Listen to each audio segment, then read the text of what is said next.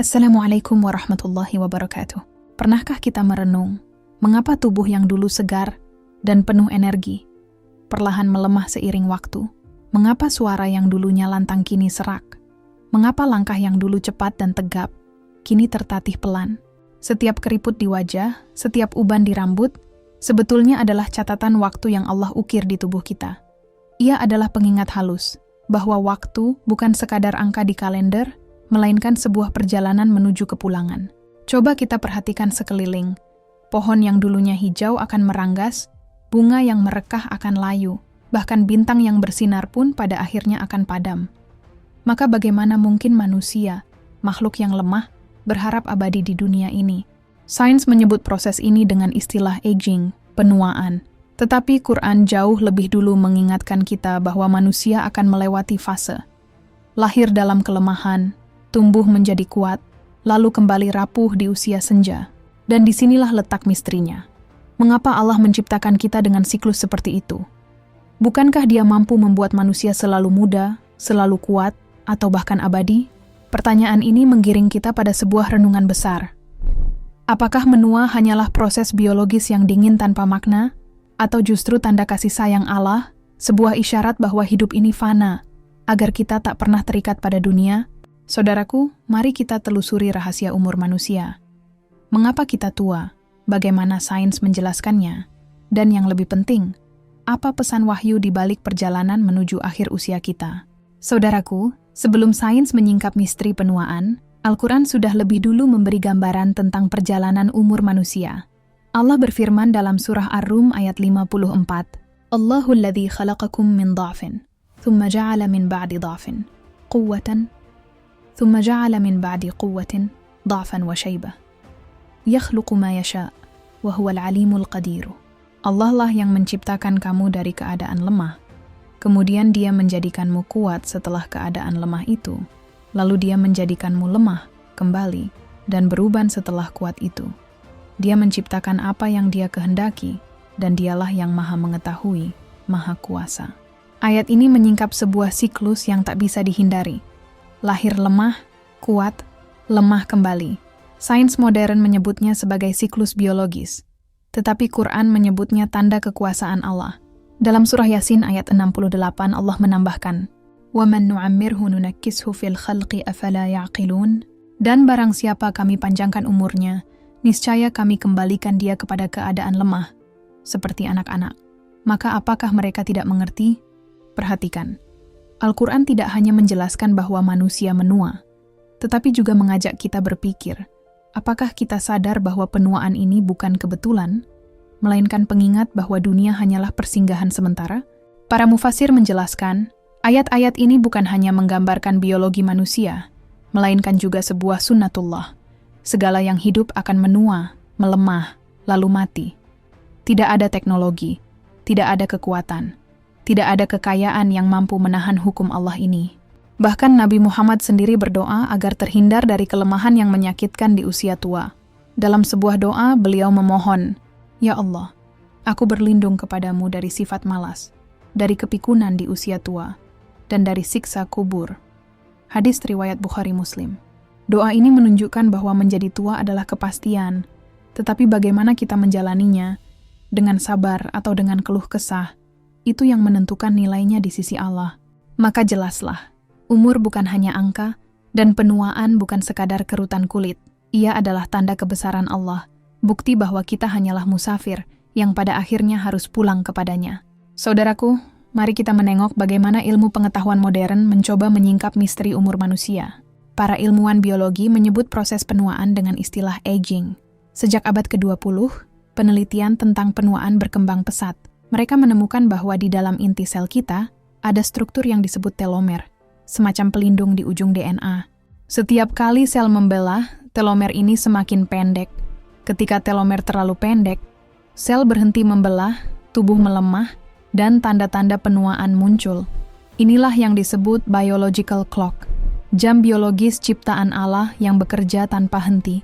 Selain itu, riset juga menemukan bahwa radikal bebas, yaitu molekul reaktif yang merusak sel, berperan besar dalam mempercepat penuaan.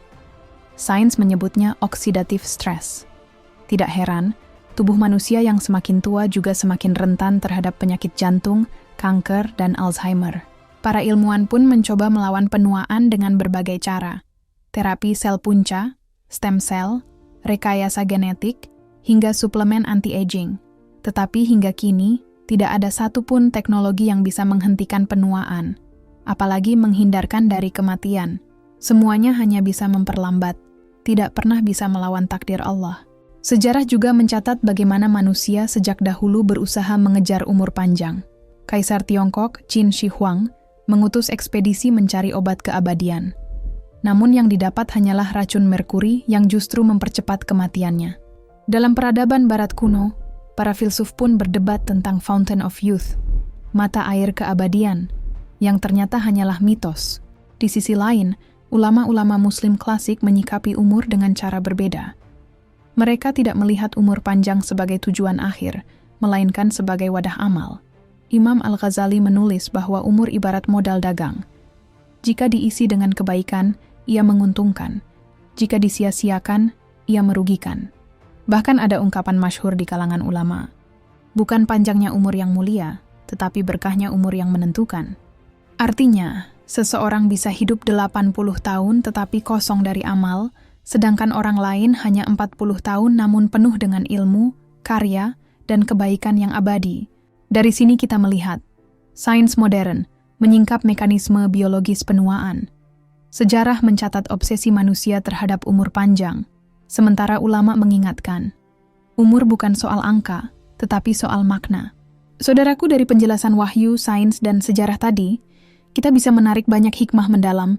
Pertama, sains mengajarkan kita kerendahan hati. Betapapun canggihnya penelitian tentang telomer, radikal bebas, atau terapi sel punca, manusia tidak pernah bisa menghentikan penuaan. Semua upaya hanya bisa memperlambat, tidak pernah bisa melawan takdir. Al-Quran telah lebih dulu mengingatkan bahwa Allah lah yang memanjangkan atau memendekkan umur sesuai kehendaknya. Artinya, kita boleh berusaha menjaga kesehatan, tetapi jangan pernah tertipu seakan umur panjang ada dalam kendali kita.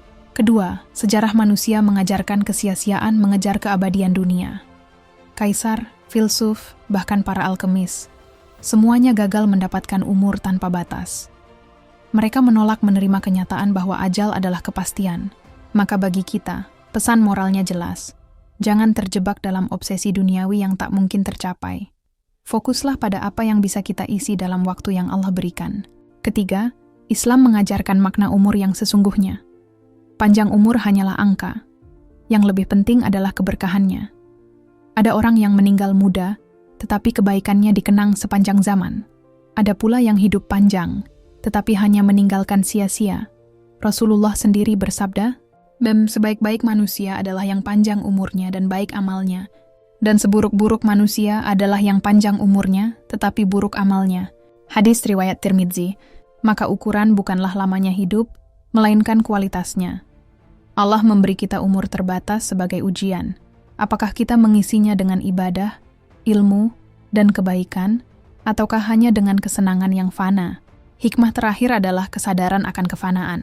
Setiap uban yang tumbuh, setiap keriput yang muncul, sejatinya adalah pengingat dari Allah bahwa perjalanan kita sedang menuju akhir.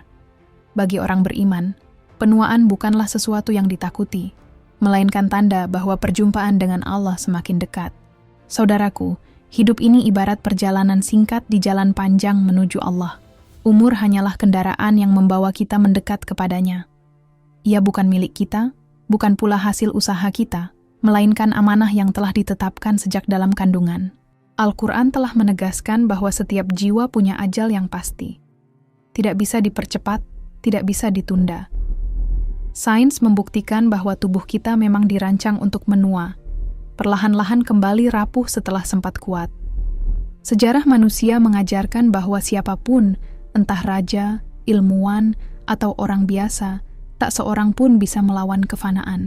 Dan agama menuntun kita untuk tidak takut pada kepastian itu, melainkan memaknainya dengan penuh syukur dan kesiapan. Maka, jika hari ini kita masih diberi nafas, masih bisa melangkah, masih bisa berbuat baik, itu adalah hadiah terbesar. Gunakan umur untuk mendekat kepada Allah, bukan sekadar menumpuk dunia.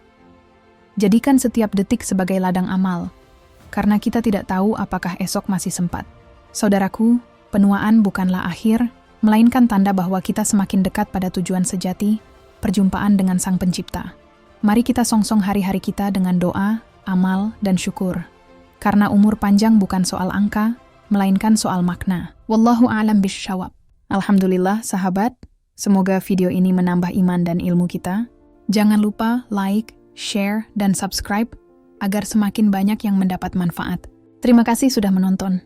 Wassalamualaikum warahmatullahi wabarakatuh.